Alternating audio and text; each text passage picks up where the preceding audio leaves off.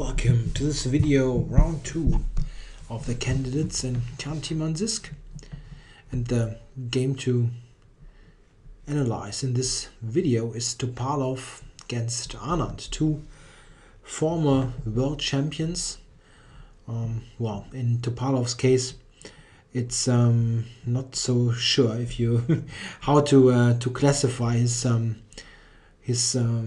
this period of time where he had won this World Championship tournament in St. Louis, but Anand certainly is one of the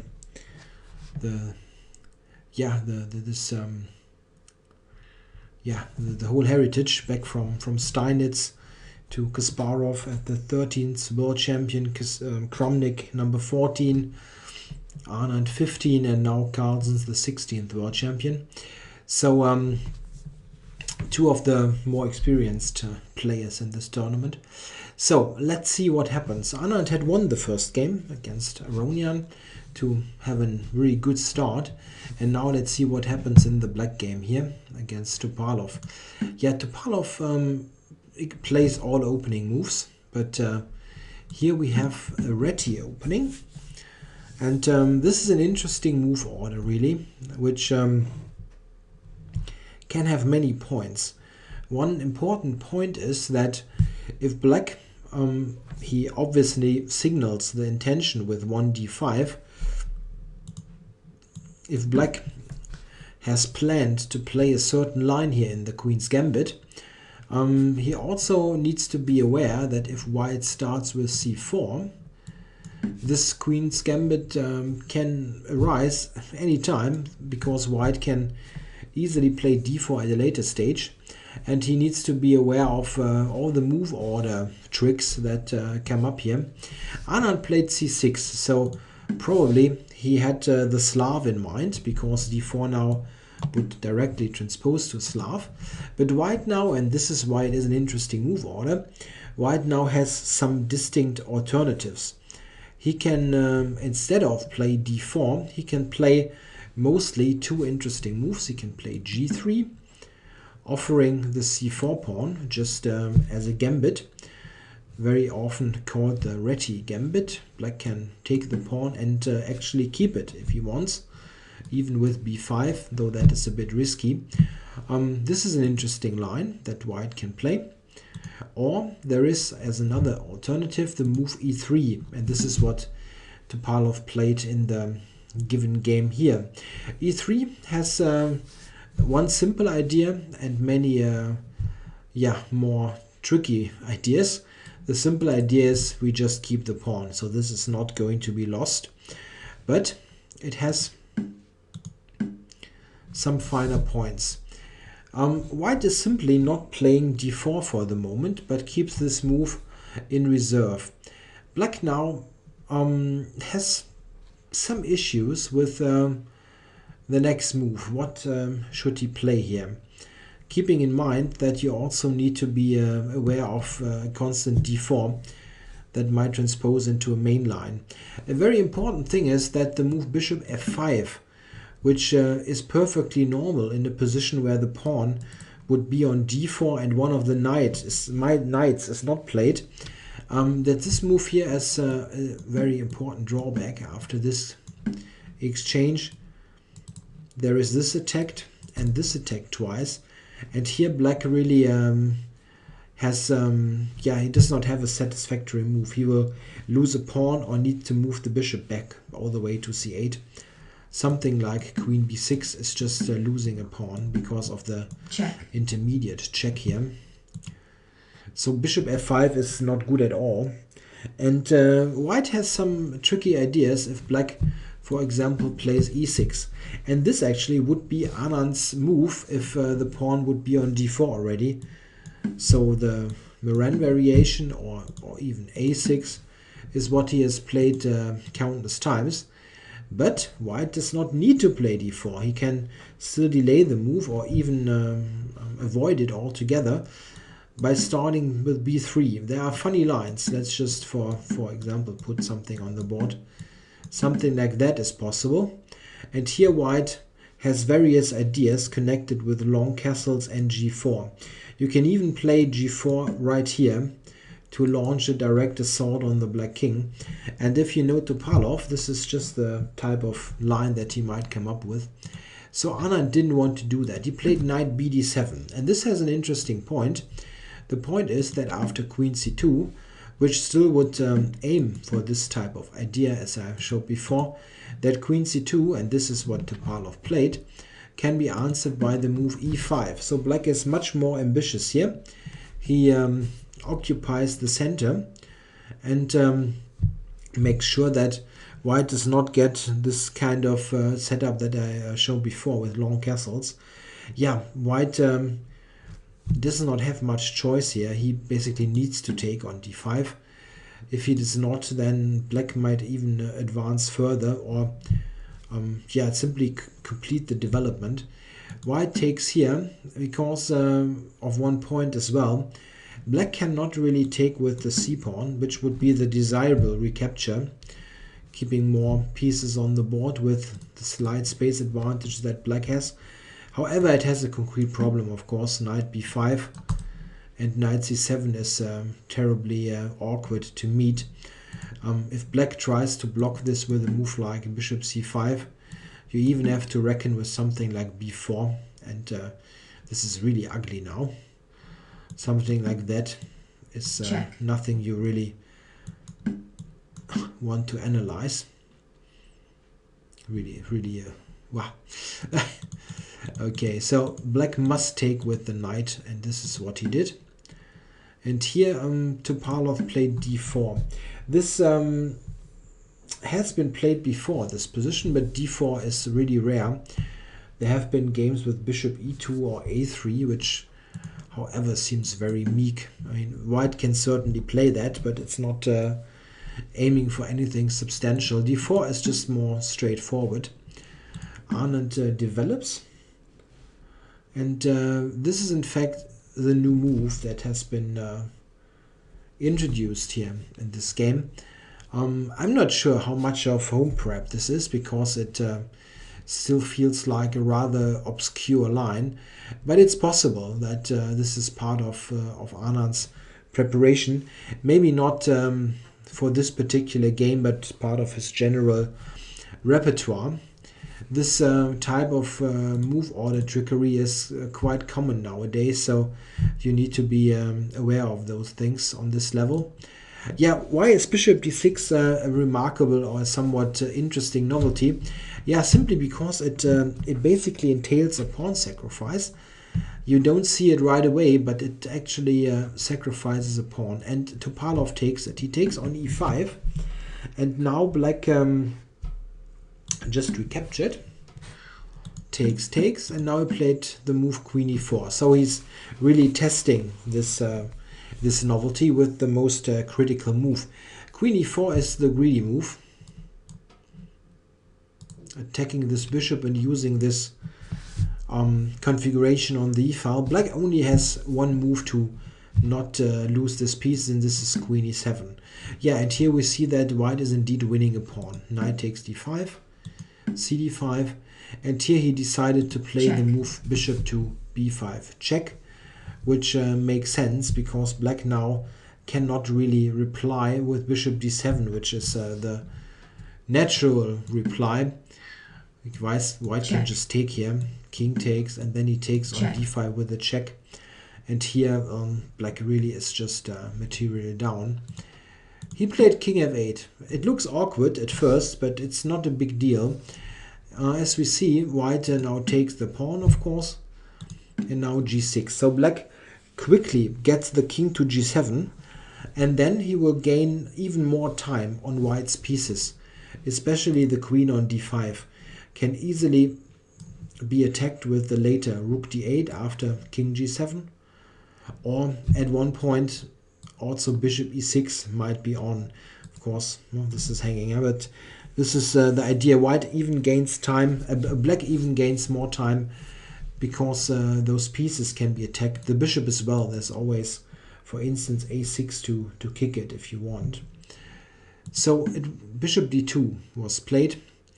An important feature is, of course, that this bishop is always eyeing the b2 pawn and is generally very active here. Yeah, black played king g7 now. If we look at this, rook b1 is very awkward because the simple retreat fails to bishop b4 and white wins. King g7 was the idea anyway. So what should white do now? He's a pawn up, but how do you continue the game now? If you look at some normal looking moves, let's say castles. Okay, rook d8, what have you gained? This is lost, this piece, unless white opts for this funny tactic. Yeah, and we see that in the game, Topalov is going for this tactic, queen takes e5 right away. Check. Instead of castling, because this enters the endgame and it does not make so much sense to to just castle out of it. You can rather use the king in the middle. And it seems that he felt that he needs to do this anyway, queen takes e5, and so he went for it now with the king not being committed to the king side. It's actually difficult to make any headway without queen e5. If you look at, let's say, bishop c3, for example, black takes, plays rook d8, and now where is the queen supposed to go? It's not easy. Let's say queen here. How do you defend this now? This is also attacked. White has some really serious coordination issues. Queen b3, this queen g5 attacking the pawn, keeping an eye on the bishop. Yeah, castles immediately loses, which is the normal move. So black has really substantial compensation. So I guess that queen takes e5 was a good decision. It simplifies to this endgame. Black took and bishop e6. Yeah, and here white enjoys an extra pawn, but if you study it a bit more carefully, you see that black really quickly builds up enormous pressure on the queen side. This is a fairly typical occurrence in some openings, that white gets this 4 against 3, but has this broken queen side and has a hard time to not allow the exchange of all these pawns. Like these pawns, that's a bit much, like all the queen side pawns will be exchanged. This is in general here black's idea. He wants to get rid of all these pawns and at the end draw the endgame, a pawn down on the king side. And in fact, this is very difficult for white often to avoid. We can get similar positions in the Queen's Gambit Rogozin, for example, where black often destroys white's queen side but loses a pawn in the process. Or in the Grunfeld, this can also sometimes happen, that you get this type of position. Let's look at concrete moves. He played king e2. Rook ac8, of course, attacking the weakness. It is defended. Rook c5 with a tempo, important. White loses a move here. And rook c8. And we see the counterplay is coming really quickly. Played rook a3. White can try to cover it with the king, but at the end you will get those checks, and it will lead nowhere. Or is there even something better? Black here has even this move. That's really annoying. Look at this. This is even losing straight away. Check.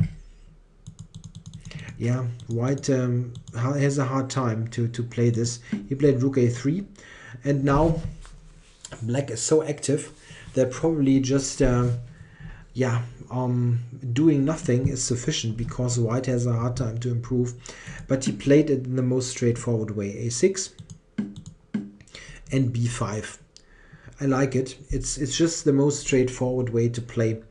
White basically must exchange, and now black has the threat b4. He had this even without the exchange, but black now threatens b4. And what should white do? Actually, Topalov placed the most sensible move, played rook b1. And here black takes on c3, of course. and white takes on b5. In both cases, for both captures, the important thing is that black gets the bishop traded. That's very, very important.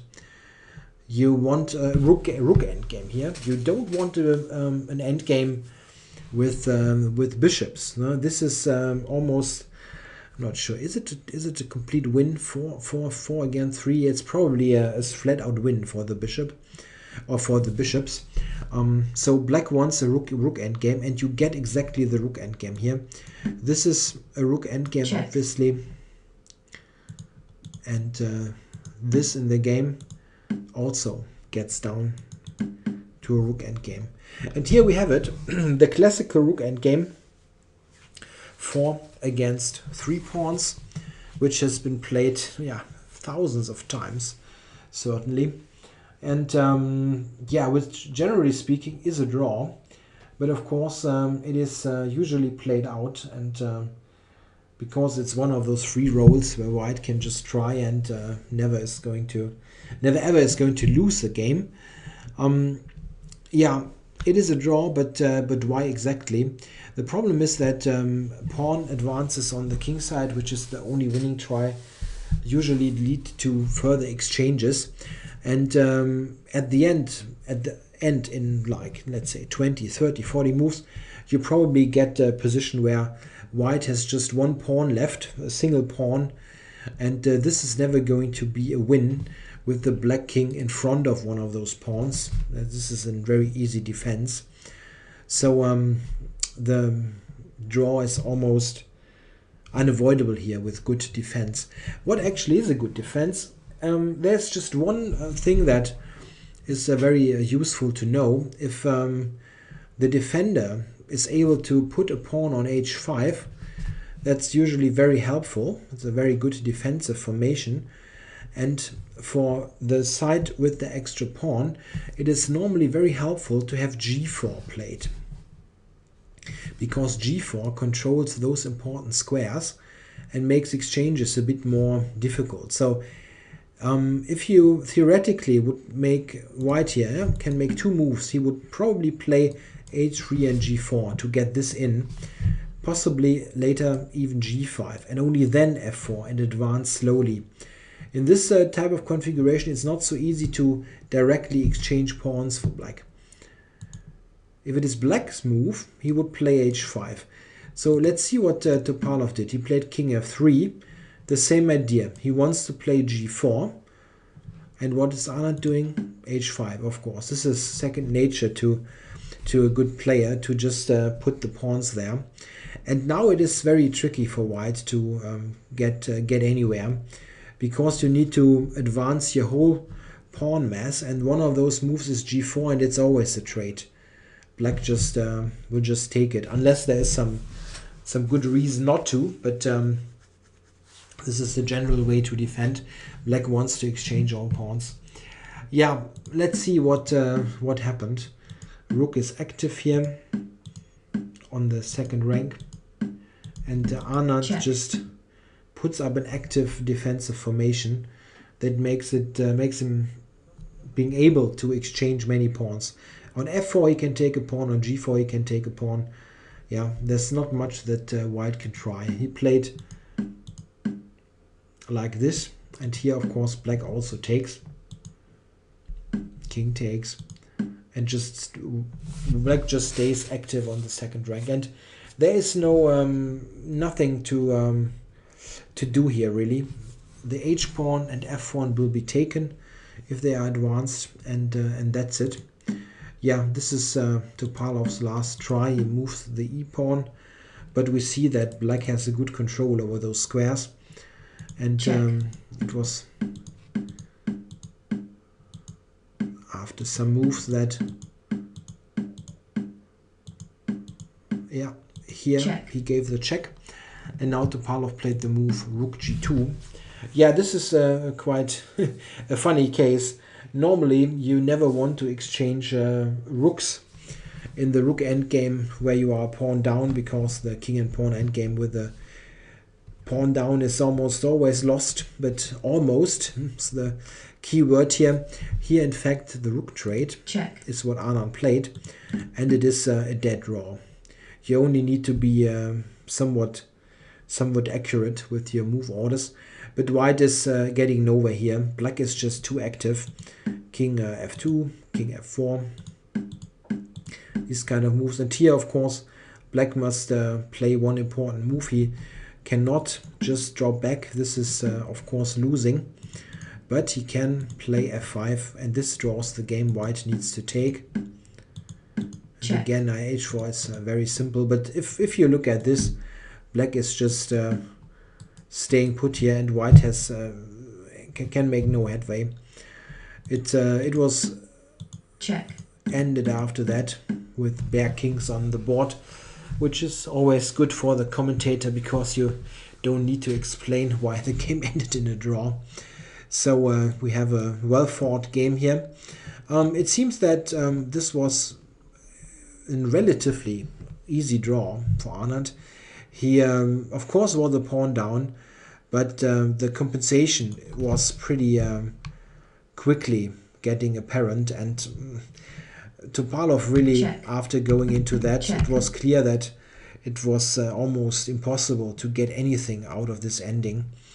If you look at it with a computer, for example, like Houdini, it's always on 0, 0, 0. It also sees that this endgame 4 against 3 is simply dead. So pretty easy draw for Anand. What I think is a good sign for fans of the former world champion is, look at his time management. He was playing this all quickly and confidently.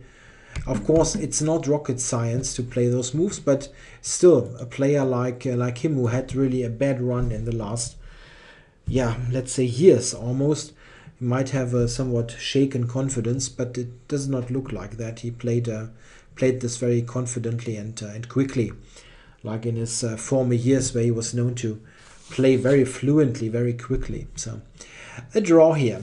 Good for both players, I guess. Topalov, he got this extra pawn out of the opening, which was not enough.